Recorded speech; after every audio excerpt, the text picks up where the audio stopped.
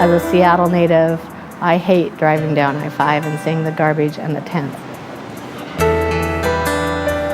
We need to treat it as an emergency and a crisis, which means all hands on deck. Compass has a vision where we want everyone to live in a safe, caring community. Over a year, Compass can touch between 8,000 and 16,000 people. Compass Housing is critical. It's everything to the homeless.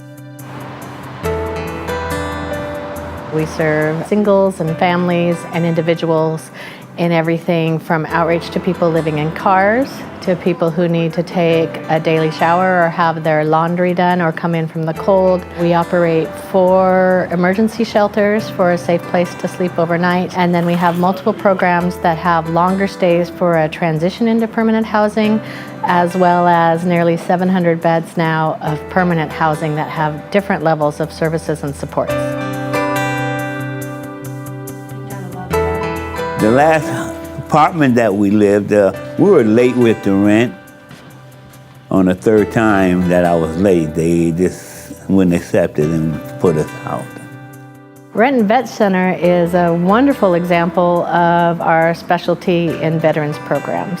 I see hundreds of people. All I gotta do is walk here to Safeway and you get 1,000 shots of homeless people.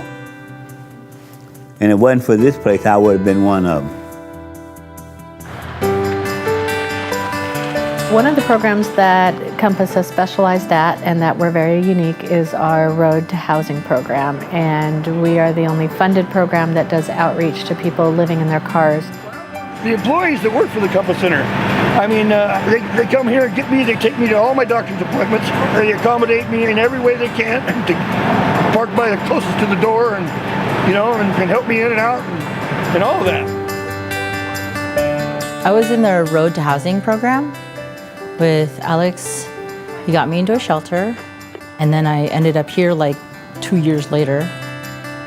So Ronald Commons is a 60-unit project with 30 affordable units and 30 low-income units.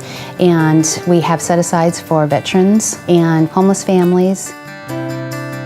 I didn't know places like this existed. This place is awesome. It's next to Hope Link. There's a church in the same parking lot.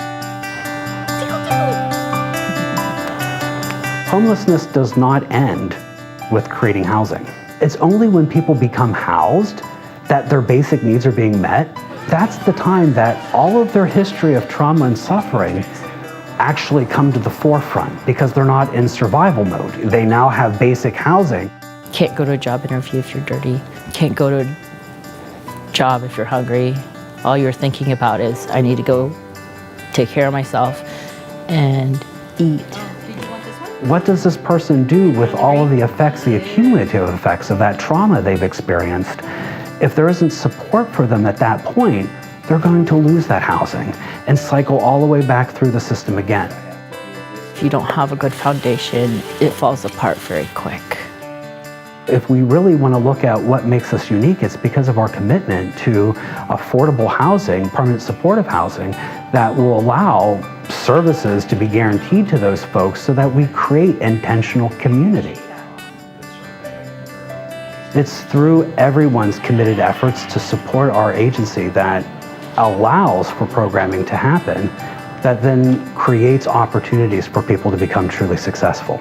We do rely on our financial sponsors and on folks who have the love in their hearts to support through philanthropic activities, the activities that our agency does, because it affords us a greater opportunity to say, hey, we're going to take the experience we've learned about what actually works for people, and we want to do that. Compass, with our breadth of experience and the multitude of populations, I think we bring a really keen insight to what are the new ways and the new responses that we really need to use to tackle the problem. Well, there are so many different paths to homelessness, and we want to make sure that we're able to provide the best path out.